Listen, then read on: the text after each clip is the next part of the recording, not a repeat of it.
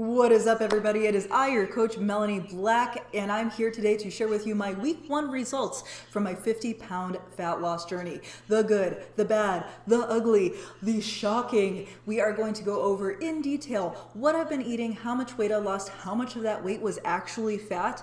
Now, for those of you who don't know, I am a sports nutritionist, I am a personal trainer, and I've been helping people just like you lose body fat and keep it off for 10 years now, basically. And I've been told a lot over the course of this time that losing weight when you're in your 40s is just way harder than when you're in your 20s. You see, when I got inspired to get into fitness, I was still in my late 20s.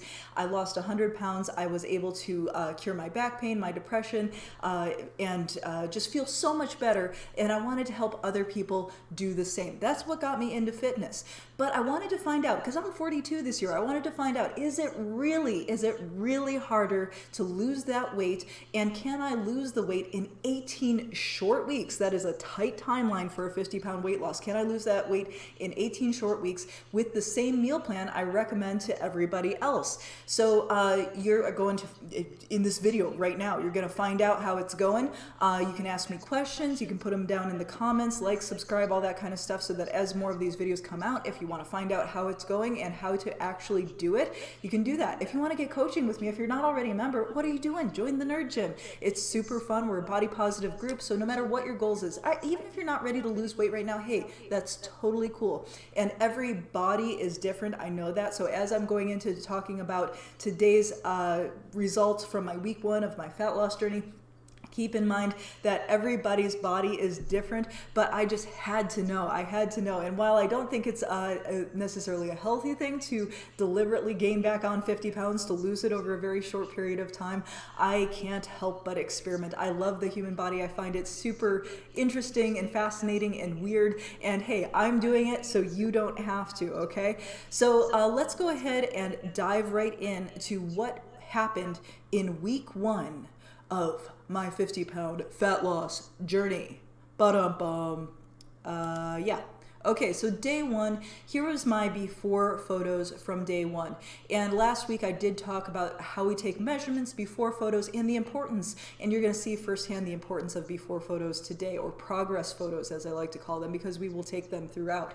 Now, for most people, I don't recommend a weekly progress photo spread, especially if you've got body image issues, that kind of thing. But for this experiment, I wanted to do a weekly spread, and I don't know, guys, I might want some of my folks to try doing a weekly progress photo, because I was actually really shocked at the difference between week 1 and week 2. So let me show you week 2, and you may or may not see the difference right away, but when I show you the side-by-side comparison, you're gonna be like, whoa.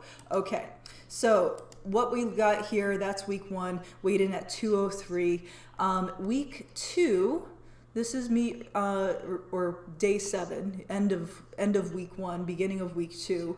I weighed in at 193.8, but that's not even the most interesting part. So I don't know if you can see the difference right away here, but let's take a look at these back to back. And speaking of back, holy shamoly, look at that back fat difference between week 1 and 2. All the week 1s are the left picture and the week rights are the right picture. So yeah, I can tell some difference in my belly for sure, but I was not expecting such a shocking difference in my back just in the first week. So that's great. That lets me know that the weight that I lost was not all water weight, it was fat. So the week 1 difference, I was down 9.2 pounds on the scale, 7.25 inches overall, and I took inches on the arms, 2 points on the torso, thighs, and hips.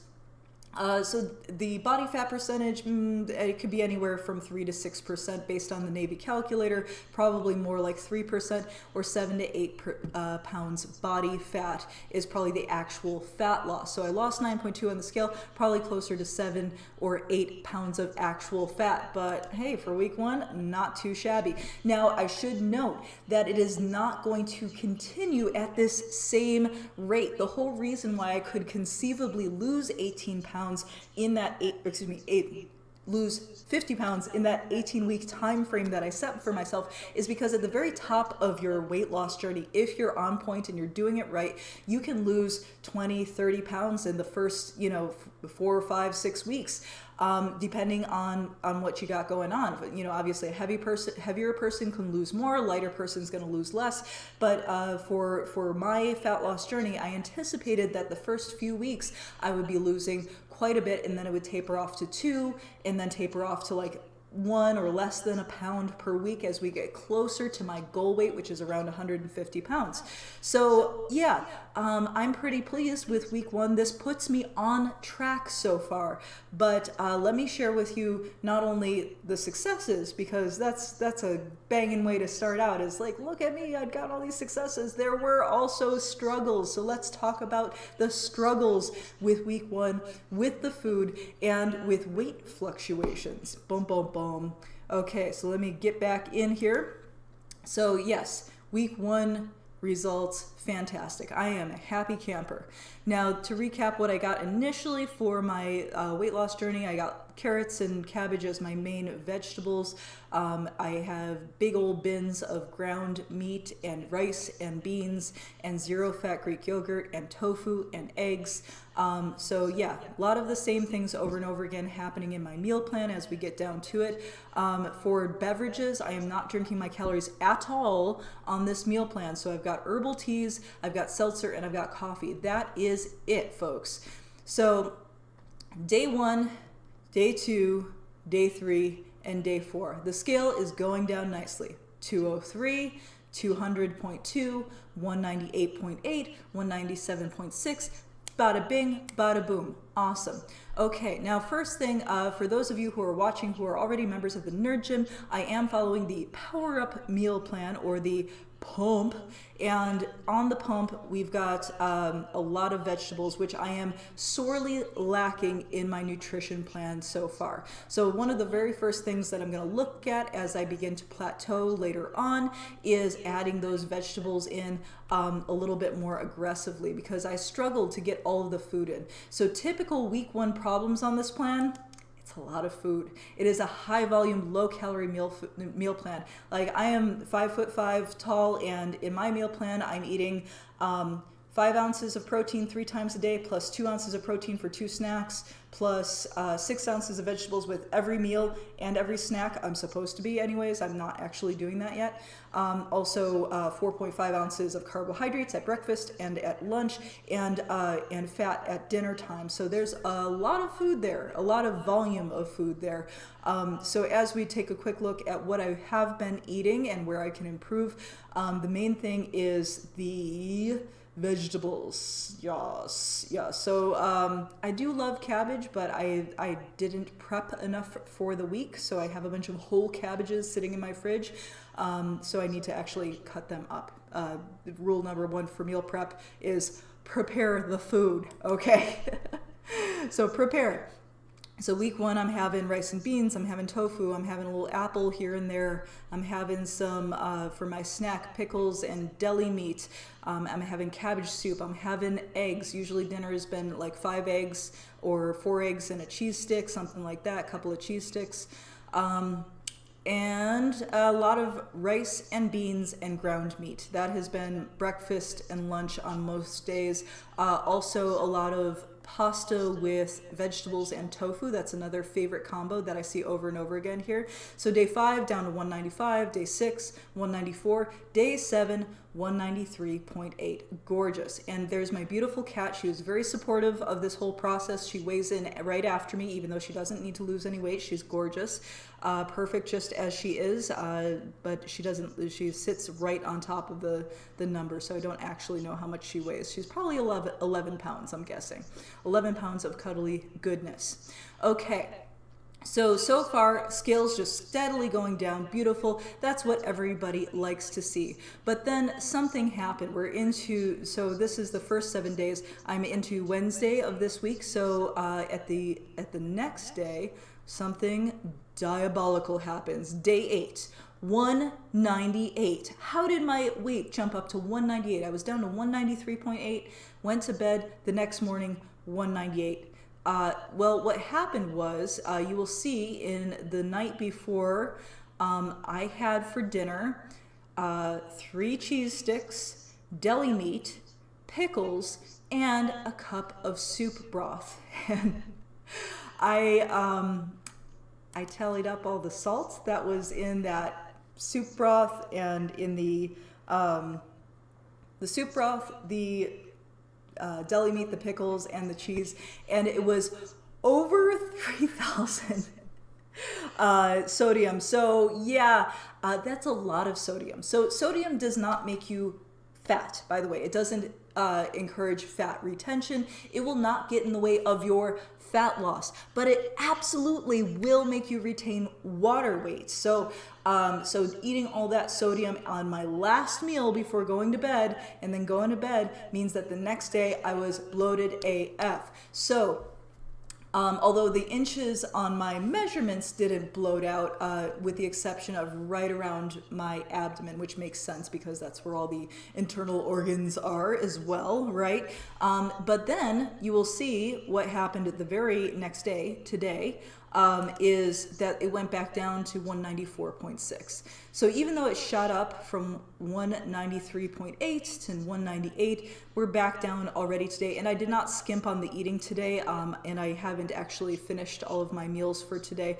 I just put up what I ate so far, which was 2 servings of rice and meat and onions and cheese and yogurt and 5 eggs so far.